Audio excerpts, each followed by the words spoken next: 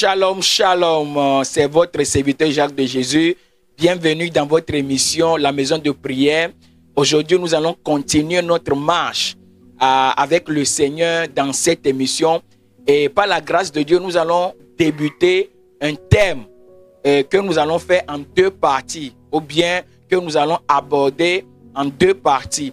Et je crois que jusqu'à la fin de ce thème, par la grâce de Dieu, le cœur de quelqu'un va être touché et la mentalité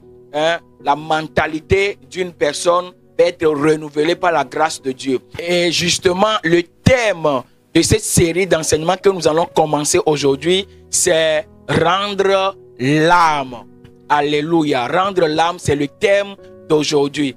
Et sans plus tarder, nous allons commencer à définir quelques thèmes pour pouvoir bien commencer et bien comprendre ce que nous allons dire par la suite.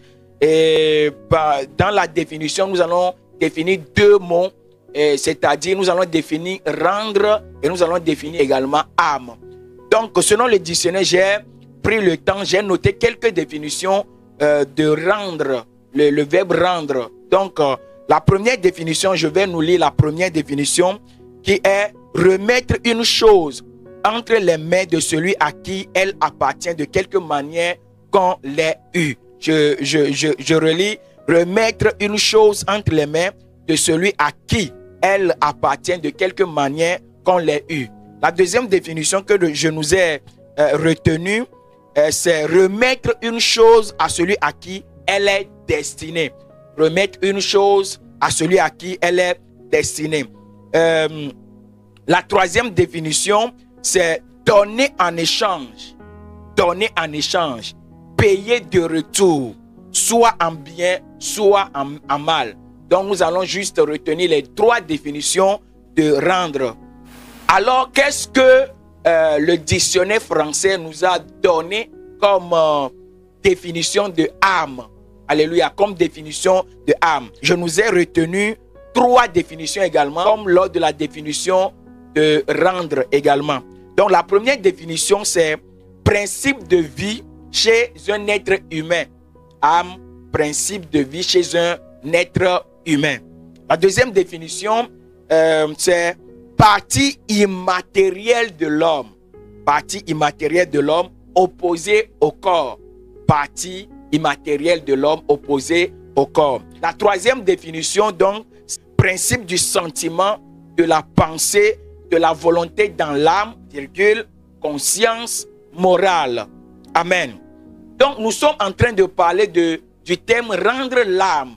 Et ce thème-là, cette expression est souvent utilisée quand nous perdons, quand on perd un être vivant, quand on perd une personne. Quand une personne meurt, on dit souvent que la personne a rendu l'âme.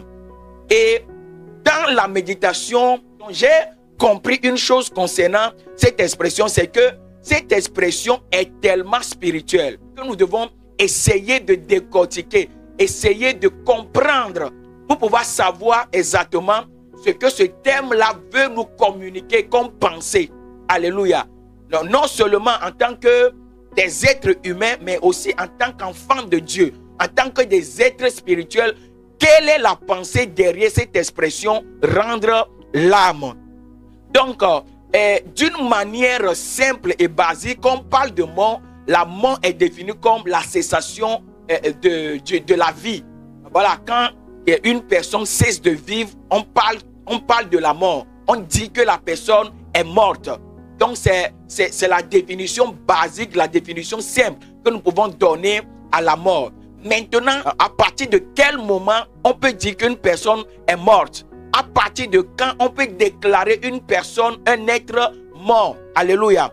Donc, j'ai compris que d'après mes recherches, j'ai compris que, en fait, la mort, c'est la cessation des organes ou bien des fonctions vitales d'un être humain. Alléluia. Donc, il y a la respiration, aussi, il y a le fonctionnement du système nerveux central. Et le système nerveux central, en fait, fait partie de ce qu'on appelle le système nerveux, tout court.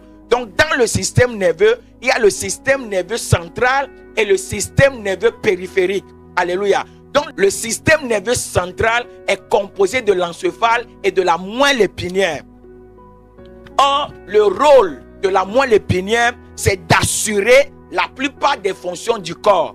Et quand je parle de la plupart des fonctions du corps, je veux parler là de la perception, je veux parler des mouvements, voilà, les mouvements, parler de la sensation, des sensations, des pensées, de notre pensée, de la parole et de la mémoire. Donc, c'est l'encéphale qui assure ces fonctions. Chez une personne qui n'a plus la vie, la personne n'a plus le mouvement, la personne n'a plus la pensée, la personne ne peut plus penser, la personne n'a plus de mémoire. Tu ne peux plus parler avec la personne. La personne ne peut plus se mouvoir. Il y a toutes ces choses-là qui s'arrêtent chez la personne. Donc, pour vérifier, pour se rassurer que une personne est morte, il faut vérifier ces choses-là. Et là, je parle du niveau de la science. Nous savons que l'âme, notre âme est le siège des émotions et des sentiments. Et quand on parle des émotions, j'ai un peu fouillé et je me suis rendu compte, on a parlé de 7 émotions. Alléluia. Et parmi ces 7 émotions-là, il y a la joie, il y a la surprise, il y a la peur, il y a la colère, il y a le dégoût, il y a la tristesse, il y a le mépris, et il y a le mépris qui est souvent ajouté. Donc, il y a les 7 émotions qu'on peut citer. Donc, quand nous voyons que l'âme est le siège de toutes ces choses, alors que dans le système nerveux, il y a le système nerveux central, et dans le système nerveux central, il y a l'encéphale, et l'encéphale qui est responsable de la plupart des choses que nous venons de citer, vont conclure ici. Selon la définition, selon la science et ce que nous comprenons spirituellement, nous pouvons dire ici que, en fait, et nous allons expliquer ça d'ailleurs même plus tard, à la suite de notre émission, de la vidéo, nous allons expliquer que, en réalité, la mort, en fait, c'est quand l'âme n'est plus dans le corps d'un être humain. Alléluia. Donc, c'est quand l'âme n'est plus dans le corps. Et nous allons voir d'ailleurs que la Bible, dans la parole de Dieu, on nous montre là où se situe l'âme. Alléluia. On nous montre où se situe l'âme. Et nous pouvons rapidement prendre, nous allons lire le livre de Lévitique, chapitre 17, verset 11 et verset 14, pour comprendre un peu, ou bien pour voir là où c'est écrit, là où Dieu lui-même nous dit, là où se situe notre âme. Donc je lis dans le nom de Jésus, Lévitique chapitre 17, verset 11, qui dit, « Car l'âme de la chair est dans le sang.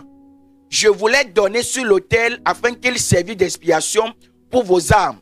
Car c'est par l'âme que le sang fait l'expiation. » Alléluia. Le verset 14 dit ceci, « Car l'âme de toute chair, c'est son sang qui est en elle. C'est pourquoi j'ai dit aux enfants d'Israël, vous ne mangerez le sang d'aucune chair, car l'âme de toute chair, c'est son sang. Quiconque en mangera sera retranché. » Nous comprenons par cette explication aussi que la mort, c'est quand l'âme quitte le corps d'une personne. Alléluia. C'est quand l'âme quitte le corps d'une personne. C'est en ce moment-là qu'on parle de la mort. C'est en ce moment-là qu'on peut utiliser l'expression rendre l'âme. C'est pour cela que je disais que cette expression est tellement spirituelle que nous devons creuser un peu. Nous allons creuser, méditer sur l'expression pour savoir ce qui est caché derrière. Alléluia. Et nous venons de le voir d'ailleurs avec le verset de Lévitique, les 2 versets que nous venons de lire. Nous allons voir maintenant à partir de quand l'âme a commencé à exister. Voilà, la création de l'âme dans la création en général. Alléluia. Donc, nous allons le voir dans le livre de Genèse, chapitre 2, verset 7, que nous allons lire en 3 versions. Nous allons lire ça en Louis II, dans la version Louis II, la traduction Martin et la traduction Darby. Genèse, chapitre 2, verset 7. La version Louis II dit, « L'Éternel Dieu forma l'homme à la poussière de la terre. Il souffle dans ses narines le souffle de vie et l'homme devint un être vivant. » La version Martin dit, « Or l'Éternel Dieu avait formé l'homme de la poudre de la terre et avait soufflé dans ses narines une respiration de vie et l'homme fut fait en âme vivante. Alléluia. Et la version d'Abi pour terminer. Et l'Éternel Dieu forma l'homme, poussière du sol, et soufflant dans ses narines une respiration de vie, et l'homme devint une âme vivante. Donc, nous pouvons voir que l'âme a été créée par le contact entre le matériel et l'immatériel, entre le matériel et le spirituel. La poussière de la terre a été mise en contact avec le souffle de vie de l'Éternel. Et à partir de cet instant-là, l'âme a été créée. De la même manière qu'une voiture, c'est-à-dire la qualité d'une voiture ne dépend pas de la carrosserie, ne dépend pas de l'esthétique, ne dépend pas du design de la voiture, ainsi qu'un téléphone. La qualité, la valeur d'un téléphone, ce n'est pas son design, ce n'est pas le design du téléphone. Pour une voiture, la valeur de la voiture dépend de son moteur et de la technologie qu'on a mis dans la voiture. De la même manière, pour un téléphone, la valeur du téléphone ne dépend pas seulement de ce qu'on voit, du design, du dessin du téléphone, mais de la batterie du téléphone, de la technologie qui est à l'intérieur du téléphone. Donc, ce qui fait de toi et moi, nous, qui nous différencie de notre vis-à-vis, qui nous différencie des autres, c'est ce qui est à l'intérieur de nous. Et ce qui fait la différence en réalité, c'est notre âme. Alléluia. De la même manière qu'on peut programmer des choses dans le téléphone pour que le téléphone, un téléphone, il soit différent d'un téléphone Y, de la même manière, une âme est programmable. Et nous pouvons voir dans le livre de Lévitique chapitre 17 que l'âme d'une personne est dans son sang. Nous connaissons ce qu'on appelle ADN de nos jours. Et pour mettre la différence entre deux individus, pour détecter deux individus, il faut connaître leurs ADN. Il faut faire le test d'ADN pour savoir si un enfant appartient à un homme ou bien à tel autre homme. Il faut faire le test d'ADN. Alléluia. Donc ce qui te différencie, ce qui t'est propre, c'est ton âme. Si nous lisons par exemple Genèse 27 verset 25, nous lisons ceci. Isaac dit, serre-moi et que je mange du gibier de mon fils, afin que mon âme te bénisse. Jacob le servit et il mangea, il lui apporta aussi du vin et il but. Il dit ici, pour que mon âme te bénisse, pas pour que mon corps te bénisse, pas pour que mon esprit te bénisse, mais c'est bien précisé ici, pour que mon âme te bénisse. Nous pouvons lire également Genèse 12 verset 10 qui dit, il y eut une famille dans le pays et Abraham descendit en Égypte pour y séjourner, car la famine était grande dans le pays. Le verset 13 dit, du chapitre 12 toujours dit, je te prie que tu aies ma soeur, afin que je sois bien traité à cause de toi et que mon âme vive. Alléluia. Pour que mon âme vive. Et ces personnes-là, ils savent très bien que si nous vivons, c'est parce que notre âme vit. Donc nous devons être conscients du fait que nous sommes notre âme. Nous sommes notre âme. Et nous devons grandir dans cette mentalité. Nous devons le savoir pour pouvoir bien marcher avec le Seigneur. Pour pouvoir avoir nos yeux ouverts sur les réalités de ce monde. Quand on évangélise, on demande aux gens de donner leur âme à Dieu. Quand on parle de donner ta vie à Jésus, en réalité, ce qu'on veut dire derrière, c'est donner son âme à Jésus. Et le diable également cherche à avoir notre âme. C'est pour ça qu'on dit souvent que certaines personnes ont vendu leur âme au diable. Ça dit en vendant notre âme, en donnant notre âme, nous nous donnons nous-mêmes. La partie de nous dont nous devons nous soucier, c'est notre âme. Et nous allons comprendre cela plus tard, à la suite de notre vidéo. Nous allons lire 2 versets avant de terminer. C'est dans le livre d'Ecclésiaste, chapitre 12, verset 3 et le verset 9. Ecclésiaste chapitre 12, verset 3. Mais souviens-toi de ton Créateur pendant les jours de ta jeunesse, avant que les jours mauvais arrivent et que les années s'approchent où tu diras, je n'y prends point de plaisir. Verset 9 dit, avant que la poussière retourne à la terre, comme elle y était, et que l'esprit retourne à Dieu qui l'a donné. Je relis le verset 9. Avant que la poussière retourne à la terre, comme elle y était, et que l'esprit retourne à Dieu qui l'a donné.